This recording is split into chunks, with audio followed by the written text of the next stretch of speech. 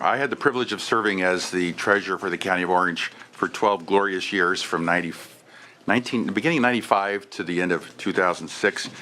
During that time, I kept my staffing levels the same as we went through an incredible period of growth in the County of Orange, probably about 2.4 when I started, now up to 3 million. So we had a lot of fun. But during that time, even though everything was increasing, we were able to keep our staffing the same. So how did we do that? We did that through technology. We found out that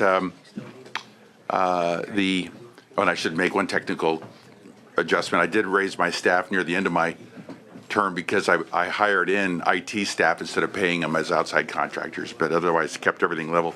But we realized that most of the calls my office was getting was from industry, from escrow companies, title companies, and so we said, let's put everything we can on the internet. So instead of having to make the phone calls, just should have everything there by parcel number or address. And so we built an extremely robust website. For 800,000 parcels, it was a big job, but we got it done, and it was able to help us save a lot in expenses, and it saved the taxpayers a lot of time in getting their data. So now I'm talking about putting on public notices on the website. They're kind of fun.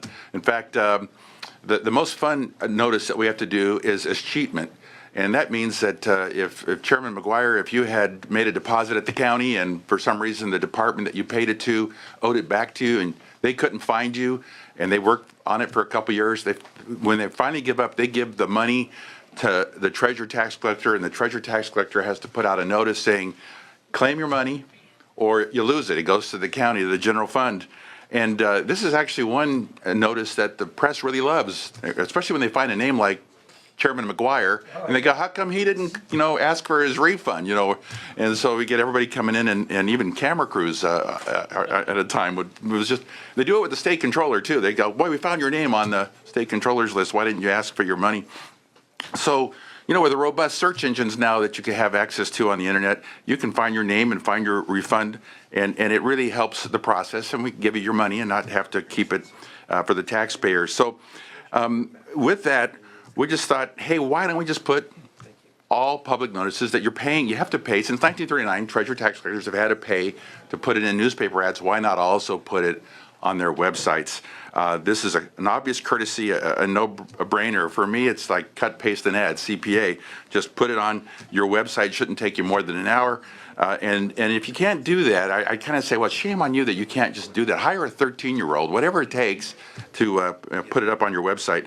So with that, I want to be careful. I've kind of been a long day, but I with a high regard for my former colleagues in the treasurer tax collector arena, which is right now my only opposition, which is kind of fun, is just to be real ginger. Is like, hey, this is very simple.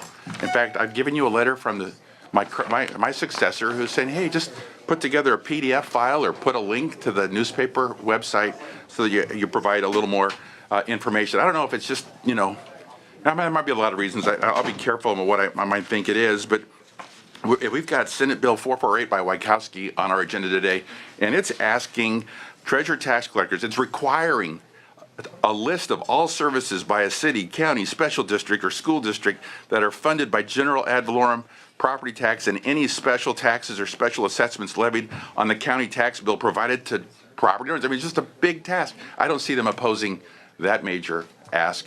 And in fact, the website works really well. Tax bills are kind of small, and you've got weight limitations. If you're an ounce or more, you got a big postage problem. So you can have all that information on the web. So Mr. Chair and colleagues, if there's smaller counties that can't seem to figure out how to put it on their web, one of the larger counties can help.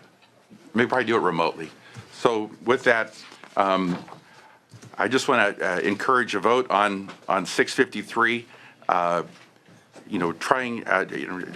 understand that some counties have trouble. I remember one year I tried to get all the comprehensive annual financial reports from counties, and Modoc County didn't have it on their website. Right. And in fact, when I called, they said, you better give us a toll-free number because we can't return calls that are charged. Oh my gosh. It was a real eye-opener. So I can understand that, but I'm sure there are counties that could step in and help out. So you've got the letter from a large county like Orange County, but she gets it. It's as easy as creating a PDF or a link. Her website received 1 million hits. last month. So there's so much activity going on. So yes, this is a simple ask. We think all the taxpayers deserve the ability to find their information right on their own Treasurer Tax Collector's website. And with that, Mr. Chair, I respectfully ask for an aye vote.